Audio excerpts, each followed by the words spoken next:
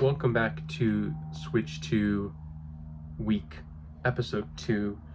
So I'm already doing a better job of keeping the series going along than the first time around.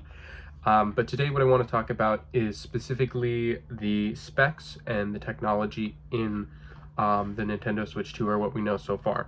So just as a preface, I have a very surface level understanding of the more technical aspects of it in terms of what's in the actual console itself.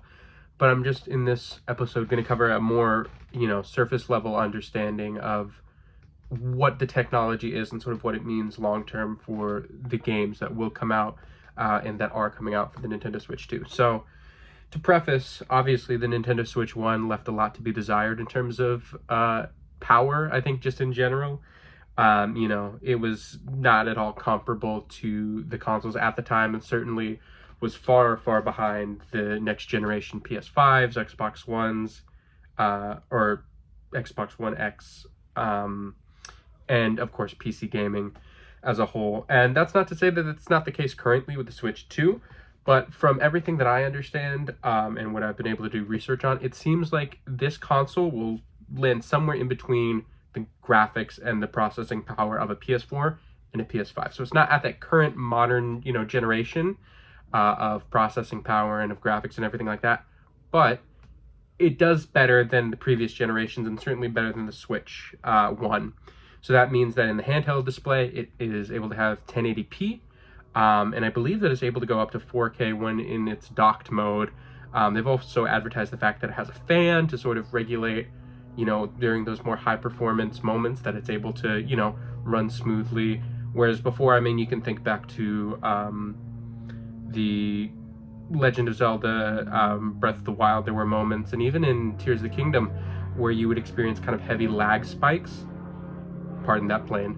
But there are moments where you can definitely tell that this system is being put to its test, whereas now it at least feels like it's good enough. And I think that as we talk more about the games that could be coming to the Switch 2, and specifically the game, something like a Cyberpunk, which is obviously very, very system intensive and is going to be using up a lot of the power of the system.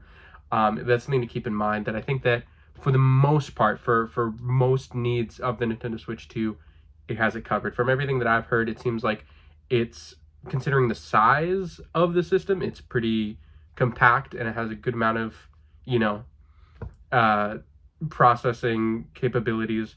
I think now we kind of think about it differently just because whereas with the original Switch, it was very much its own thing. There was nothing that was really comparable. Now people are going to obviously compare it to a Steam Deck, and, it's very different in terms of the actual way that they go about presenting a game and being able to play a game. But I think that that's something to keep in mind when people are using that as a reference point. I will say absolutely that the sort of barrier to entry is far lower for something like a Switch 2 versus a Steam Deck. You can compare the two, but I think that it is just kind of different. The commonality is the fact that they're handheld systems from games that are played generally on like a screen, like a stationary screen. But it's a little bit different to compare the two. But it's something to take into consideration when you look at something like price point, or when you do look at the ability to play certain games. But to transition a little bit away from just the raw capabilities of the system and more to the technology, something that I'm a little bit skeptical about, I want to say, is the ability to turn one of the Joy-Cons into a mouse. Now, I think in concept, it's a really cool thing, but it does sort of remind me of the HD Rumble that came with the original Nintendo Switch, which in theory is a really cool thing, but ended up being a bit of a gimmick, and it was dropped for the Switch 2. It's no longer a part of the system, or at least to the same capacity. Where previously they had advertised the Nintendo Switch Joy-Cons as having these really, really accurate, realistic Rumble experience that'll make it feel like you're holding a glass of water that's being filled up, right? And I think that 1-2 Switch did a good job of incorporating that in sort of certain games that they had. And there are other games as well that were able to utilize it, but it ended up being more of a gimmick. And I think that that was one of the concerns that ended up coming true, is that some of the features of the Switch ended up being a bit of a gimmick. With this mouse functionality, I sort of see both sides. I could see it very easily being something that is, cool in theory, I know that they've leaked that there's some, very baseline settings where it's like you can adjust the sensitivity of it. But it's more about the reactiveness, and if you need a solid surface to use it, whether, they're advertising you can use it on like your leg, your pant leg. I don't know whether that's going to hold true or not, but that's something to keep in mind. And I mean, there are certain games, especially when you look at a lot of the games that are being ported over. You have games like Civilization, or you have, more shooter types where you would probably want to have a mouse versus just a plain controller. So I see the appeal of it, right? And I think there are definitely games that would benefit from having it. It's just a matter of how effective it is and how reliable it is that will determine whether it truly is like this very interesting, unique function, or if it's gimmick. And to go to something that I think that absolutely is not a gimmick, and something that is very much an improvement from the original Nintendo Switch, would be the kickstand. From what I understand, obviously I don't have my hands on it. It is a metal bar that kind of goes across the backside of it, and it's able to hold the Nintendo Switch up. It's very thin, but it's able to support the Nintendo Switch much, much better than the original kickstand did.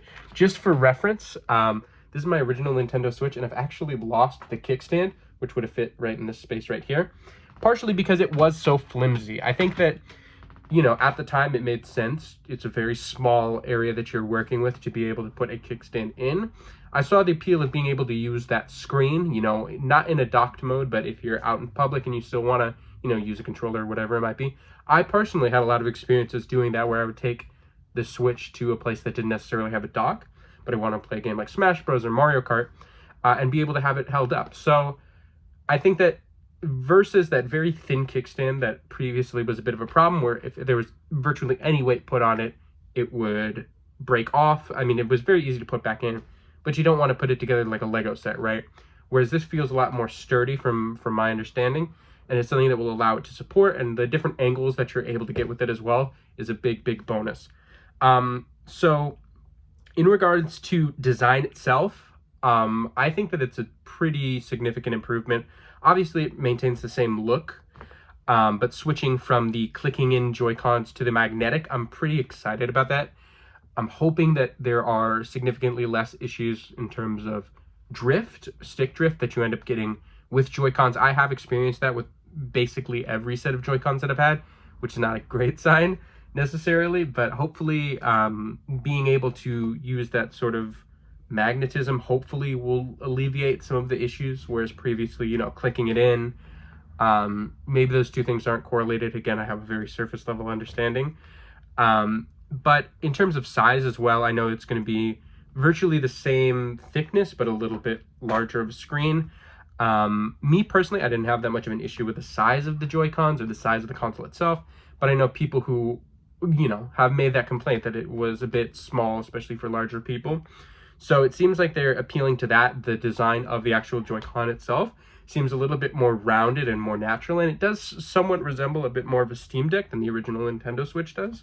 So that's something to look forward to. I think all in all, the actual capabilities of the Nintendo Switch, considering the size and considering the fact that it is a switchable console, something that is able to be played on a TV and handheld, I think that the technology, I mean, especially if you consider for the time, is far better than during the Nintendo Switch. Like, obviously, you can't compare a console 8 years ago technologically to one now, but in comparison to the other consoles that are out at the time, the Switch could not keep up with the PS4 or the Xbox One, or hardly even a PS3 or an Xbox 360. But now, it feels like this console is somewhere in between the older generation and then the current generation.